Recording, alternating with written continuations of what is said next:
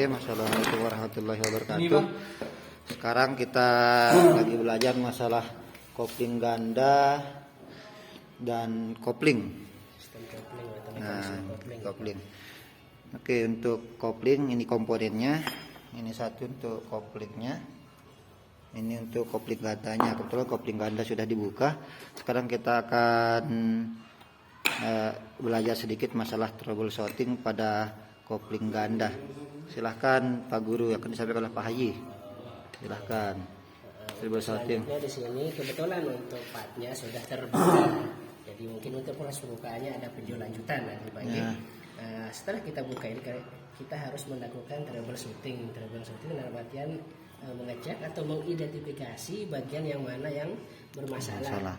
Kita bisa menggunakan alat yang sesuai SOP dan bisa juga secara kasat mata. Kasat mata di sini ya tergantung pengalaman sebenarnya ya. Nah, kita langsung saja. Nah, yang di sini kalau di kopling ganda untuk kampasnya bisa kita lihat secara kasat mata. Kalau sudah ada kerah kayak gini, dia sudah apa kita bilang ada pecah-pecah kayak gini yang memang tidak sudah rata. Ya tidak layak dipakai sebenarnya. Berarti harus diganti ya untuk kampasnya. Kalau kita ukur pasti limitnya sudah kurang ya, sudah tercapai limit batasan penggantian. Terus suara motor kalau dia ini Biasanya agak berat kalau dia motor udah habis kampasnya. Ya. Ini kalau sudah habis ini suara motor itu agak berat dan tenaganya kurang ya. Kalau suara motor nggak kasar tapi berat ya. Oke. Nah, kemudian lanjut Ini di bagian pernya juga harus kita perhatiin, nggak boleh melar ya. Kalau ini melar nanti takutnya motor akan jadi primer. Ya. Kalau udah primer ya agak susah dikendaliin dalam artian kita makainya agak keliru nantinya. Jadi kalau per ini sudah melar harus diganti. Oke, lihat. Akan timbul primer ya.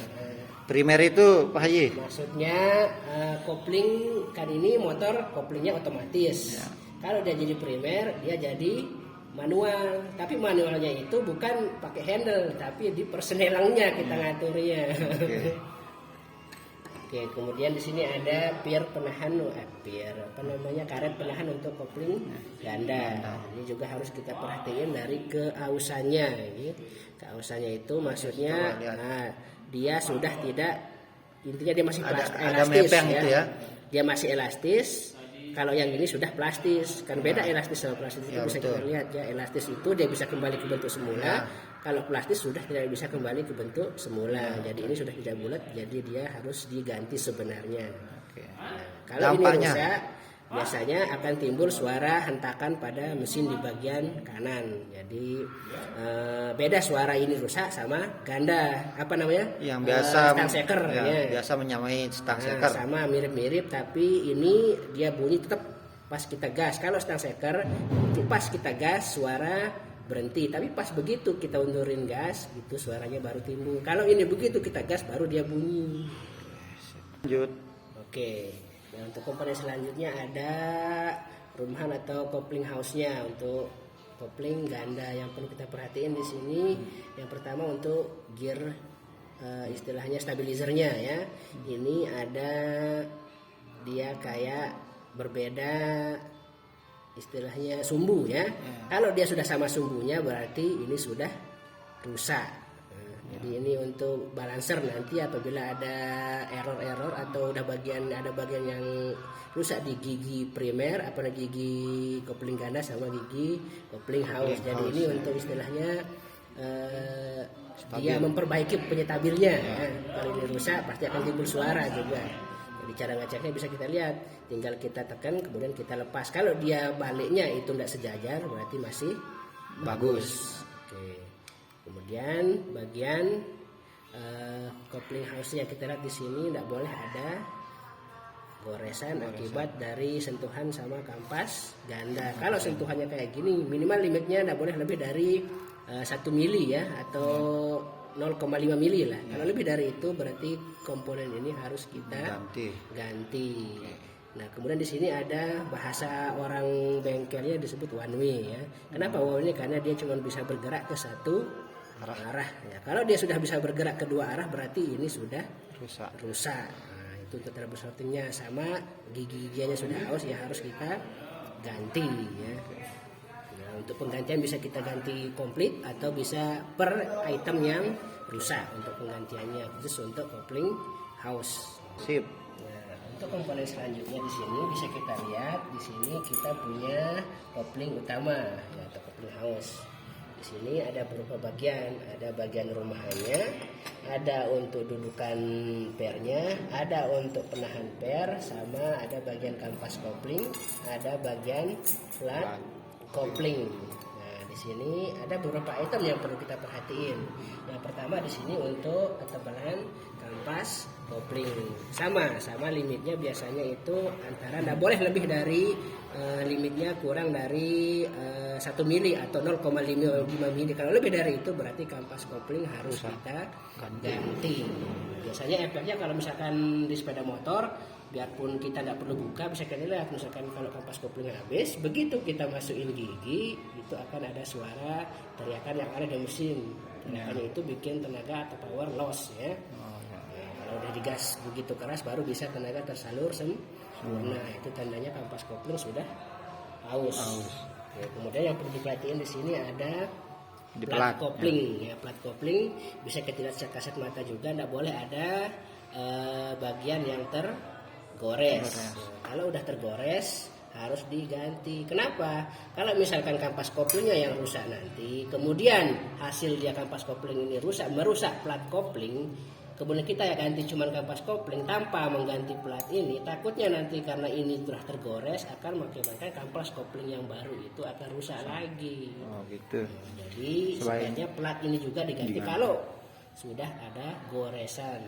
Karena kita tidak sarankan untuk goresan itu dihilangkan, baik berupa kita istilahnya kita amplas, gerinda ataupun kita bubut. Kenapa? Karena dia punya standar ketebalan yang sudah tidak boleh kurang kalau plat ya. Karena takutnya nanti kalau ini kita gerinda kita bubut biar lebih tipis, kemudian dia goresan itu hilang, takutnya nanti berubah dia di peer coupling. Nah, di peer coupling itu kalau dia tidak bisa mencengkeram, kuat cengkeramannya, nanti loss powernya akan makin besar ya. Kemudian di sini ada rumahan ya. Oke, rumahan di sini yang perlu diperhatikan apa saja? Yang pertama di sini ada gearnya ya, gear utama. Ini tidak boleh ada bagian yang aus ya. Kalau dia aus bagian sini, otomatis yang di bagian kopling ganda juga akan ikut aus. Kalau dia aus ini akan timbul suara kayak gimana? Biasanya di motor itu kayak suaranya nangis, motor nangis. Itu dia. Akibat ini yang sudah rusak. Yang ini. Karena akan timbul suara kalau dia aus. Itu yang bikin suara itu aneh ya. Dan di sini perlu kita perhatiin. Di sini tidak boleh ada bagian yang terluka. Ini kan masih aman. Ya, betul dulu ya. Ini masih aman permukaan. Kalau sudah ada hasil istilahnya gores-goresan akibat plat kopling, benturan dengan kampas kopling harus diganti. Kenapa? Kalau dia sudah terlalu banyak goresan atau lekukan, nanti loss powernya akan ada ya. Karena kampas kopling juga perlu tempat sandaran ya. Kalau di tempat sandarannya sudah aus ya pasti loss power ada. Loss power itu maksudnya kehilangan tenaga keras ke gearbox yang istilahnya tidak tersalurkan sempurna ya. Dia cuma muter di kampas kopling atau rumahan kopling untuk tenaganya, bukan langsung ke gearbox. Nah, di sini juga untuk spilling ya perlu kita perhatiin. Jadi pergerakan di sini bukan dia rusak sebenarnya, tapi spilling atau batas yang harus terpenuhi, yang harus tetap ada. Kenapa? Kalau dia mati di sini, nanti efeknya di bagian gearnya. Ya. Kalau di sini mati total, nanti pasti akan ada timbul hentakan-hentakan yang aneh karena perputaran mesin yang RPM yang tinggi nanti. Jadi harus ada spillingnya. Itu saja yang perlu diperhatikan. Nanti proses pemasangan itu kita bisa perhatiin di sini kan ada dudukannya. Di sini berbahan material aluminium. Jadi aluminium tidak boleh berhubungan dengan besi. Jadi secara logikanya dia harus terhubung dengan kampas, kopling baru plat. Nah, itu saja untuk logika pemasangan. Jangan sampai terbalik.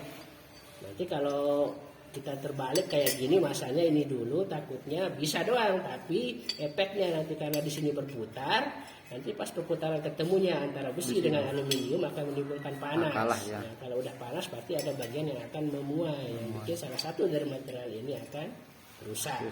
Bisa doang, tapi ada bagian yang akan rusak. Jadi itu saja ya untuk kopling. Biar